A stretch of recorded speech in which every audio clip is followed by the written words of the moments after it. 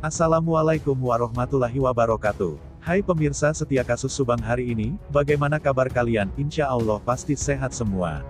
Sebelum kita ke pokok pembahasan, kami sangat bersyukur ya, kepada kalian yang telah mengklik video ini, yang artinya, kami yakin kalau kalian masih penasaran terkait siapa pelaku pembunuhan ibu dan anak di Subang, dan kalau begitu mari kita kawal sama-sama kasus pembunuhan Subang ini sampai terungkap. Admin ada berita terbaru nih, terkait pembunuh ibu dan anak di Subang, ada salah satu petunjuk, nasi goreng yang di TKP kejadian.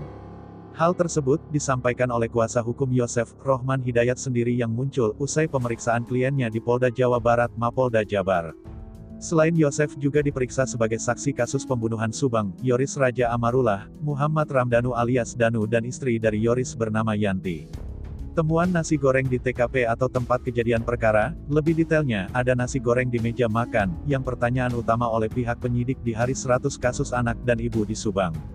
Menurut kuasa hukum Yosef, Bapak Rohman Hidayat, sebelum terjadi pembunuhan yakni pada tanggal 17 Agustus tahun 2021 malam tidak terlihat ada nasi goreng, lalu saat itu Yosef pamitan pergi ke rumah istri mudanya Mimin untuk menginap di sana. Namun kejanggalan terkait penemuan adanya nasi goreng yang dibungkus, penemuan itu dilakukan melalui foto kepada saksi. Foto nasi goreng di meja makan itu menjadi pertanyaan penyidik kepada Yosef. Bapak Rohman Hidayat juga menjelaskan, jika dirinya kurang mengetahui apakah nasi goreng telah dimakan atau masih utuh, Rohman tidak melihat secara detail dalam foto itu apakah telah dimakan atau belum. Kemudian Rohman Hidayat juga tidak bisa memastikan apakah Amel membeli nasi goreng tersebut lewat Gojek dan belum sempat dimakan atau memang pelaku pembunuhan Subang ini yang memang bawa dan belum sempat makan. Kami belum sampai ke arah sana tapi bisa saja Amel yang beli nasi goreng itu atau pelaku, tapi yang menjelaskan pertanyaan itu kepada kami, ujarnya. Dalam kesempatan itu, Rohman Hidayat menyatakan bahwa kliennya diperiksa baru pertama kali di Mapolda Jabar. Setiap pemeriksaan menurut Rohman Hidayat, kliennya kooperatif dan selalu memenuhi panggilan kepolisian. Pemeriksaan yang dilakukan di Mapolda kemarin juga merupakan terlama karena diperiksa sejak pukul 12 waktu Indonesia Barat siang hari dan pulang sekitar pukul 23 malam, hampir 11 jam diperiksa di Mapolda Jabar. Penyataan pun lebih banyak, ada sekitar 33 pertanyaan yang dilontarkan oleh penyidik kepada Yosef. Semua pertanyaan yang dilontarkan penyidik dijawab semua karena sebagian besar lebih pada pengulangan pertanyaan sebelumnya, jawaban Pak Yosef pun sama dengan sebelumnya, ujarnya.